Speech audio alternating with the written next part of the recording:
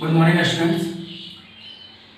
जैसा कि मैंने आपको कल चैप्टर कंप्लीट कर दिया था the story of Palampur economics का, और आज से मैंने शुरू किया है इकोनॉमिक्स सिविक्स का chapter 2, what is democracy and Y democracy. और चूँकि चैप्टर 1 जो है वो सिलेबस से रिमूव कर दिया गया है, इसलिए मैं चैप्टर 2 के साथ शुरुआत किया हूँ सिविक्स का। आइए डिस्कस करते हैं डेमोक्रेसी। देखिए डेमोक्रेसी होता क्या है। Democracy is a form of government in which rulers are elected by the people.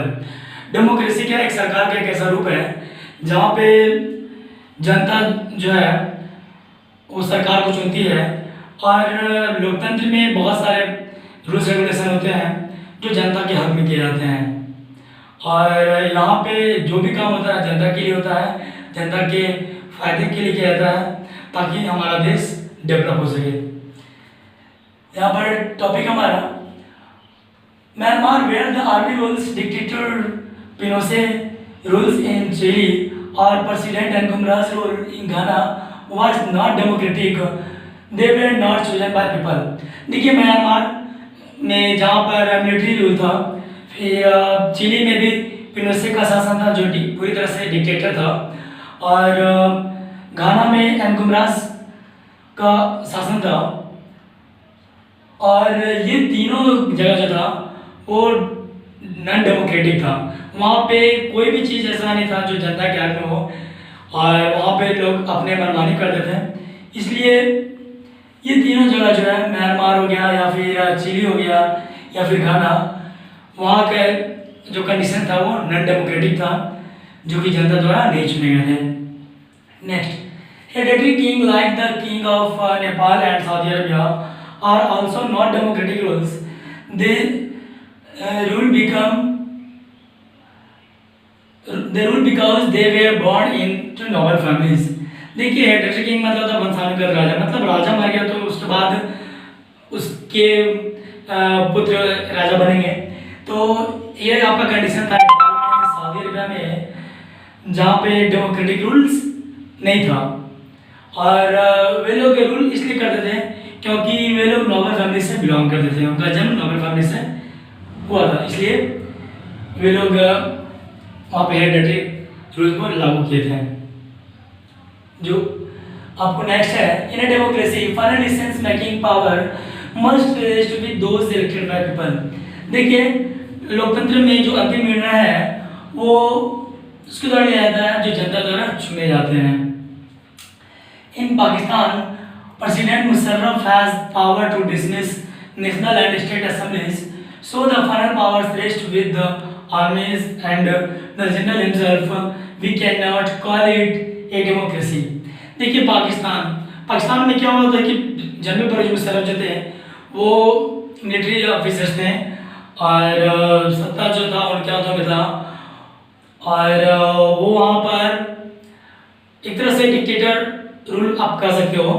उन्होंने क्या किया था, वो वहाँ पर उनके पास पावर था कि नेशनल और स्टेट असेंबलीज को डिसमिस कर सकते हैं, और जो भी फाइनल पावर था वो आर्मी के हाथों में था या फिर जो जनरल था उनके हाथों में। इसलिए हम लोग वहाँ के रूल को डेमोक्रेटिक रूल नहीं कर सकते हैं। और आपको ये बात पता भी होगा कि अब तक का one of the worst leader के नाम से जाना जाता है परवेज मुशर्रफ, जिसने पाकिस्तान में आकर बहुत सारी तबाही मचाई थी। A democracy must based on a free and fair election where those currently in power have a fair chance of losing. देखिए लोकतंत्र जो है वो फ्री एंड फेयर इलेक्शंस पर आधारित होना चाहिए, ताकि जो सत्ते में बैठे हुए लोग हैं उनके जीत और हार का जो है समान अवसर मिल सके। First, in China, elections are held for its parliament, but all the candidates are either members of a Chinese Communist Party or either small allies of the party. China में देखिए वहाँ के पार्लियामेंट में इलेक्शंस तो होते थे, लेकिन वहाँ के जितने भी कैंडिडेट थे वो या तो आपको चाइनीज कम्युनिस्ट पार्टी के मेंबर्स थे या फिर एक स्मॉलर एलायंस पार्टी के मेंबर्स थे। In Mexico, elections have been held every 6 years since 1980s, but the same party PRI has won the elections. Obviously, there has been rigging and malpractice with freedom denied to opposition. देखिए Mexico में क्या था कि वहाँ पे जो election होते थे वो 6 साल में होते थे सिंस 1980s। लेकिन वहाँ पे जो पार्टीज थी वो पीआरआई वहाँ हमेशा बाजी मार लेती थी, इलेक्शन हमेशा पीआरआई जीतती थी। और वहाँ पे क्या होता था कि अक्सर हेरफेर हेराफेरी और ये कुरीति अपनाए जाते थे, जिसके साथ लोगों जो अपोजिशन के लोग थे उनको उनके फ्रीडम से डिनाई कर दिया जाता था, इग्नोर कर दिया जाता था। Third, in both examples elections are held but one can not claim that they are free and fair. देखिए इन दोनों एग्जांपल्स में, मैक्सिको और चाइना के एग्जांपल में इलेक्शंस तो वहाँ हेल्ड होते थे, लेकिन वहाँ कोई भी ये क्लेम नहीं कर सकता है कि ये लोग फ्री और फेयर थे। In a democracy, people's will is ascertained by each adult citizens having one vote, and each vote has one value. Democracy is based on the fundamental principle of political equality. देखिए लोकतंत्र में क्या होता है कि जनता की जो इच्छा होती है वो आपको किस पर निर्धारित होती है, उनके मत पर। मतलब प्रत्येक एडल्ट सिटीजन्स का अपना एक वोट है और उस प्रत्येक वोट का अपना एक वैल्यू है। और लोकतंत्र जो है वो fundamental principle of political equality के बेस पर काम करती है, उस पर आधारित है। Countries like Saudi Arabia, Estonia and Fiji in some or other way deny voting rights to certain sections of its population. देखिए सऊदी अरबिया, एस्टोनिया और फिजी ऐसे कंट्रीज है जहाँ पे वोटिंग राइट जो है वो डिनाई था, और वहाँ पे कुछ खास सेक्शन था जो उन्हें वोट देने का राइट था, बाकी सब लोगों को वोट देने का अधिकार से वंचित किया जाता था। A democratic government rules within limits set by constitutional and citizens rights. देखिए एक लोकतांत्रिक सरकार जो है वो संवैधानिक और नागरिक के जो अधिकार है उसी के अंदर रहकर कार्य करती है। A democratic government cannot do what it likes after winning the elections.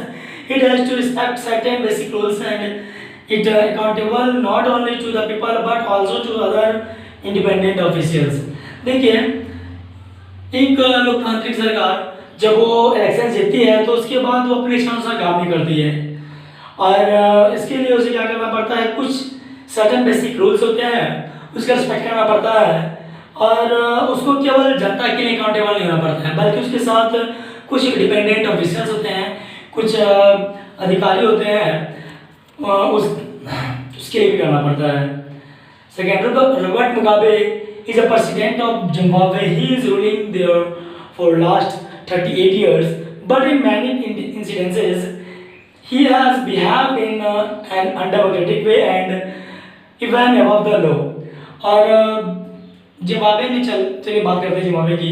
Zimbabwe में रॉबर्ट मुगाबे की सरकार थी जो कि वहाँ के प्रेसिडेंट थे, और उन्होंने वहाँ पर लगभग 38 सालों तक शासन किया, और ऐसी बहुत सारी घटनाएं हैं जिससे पता चलता है कि रॉबर्ट मुगाबे ने जो है वहाँ पर नॉन डेमोक्रेटिक को दर्शाया था, और कानून जो था वो उनसे परे थे। तो ये था कुछ इम्पोर्टेंट फैक्ट जो मैंने आज आपको बताया, और भी बाकी मैं आपको कल बताऊंगा। और अगर आपको कुछ प्रॉब्लम है तो आप कमेंट बॉक्स में आके कमेंट कर सकते हैं। ओके, थैंक यू, आज के लिए इतना ही।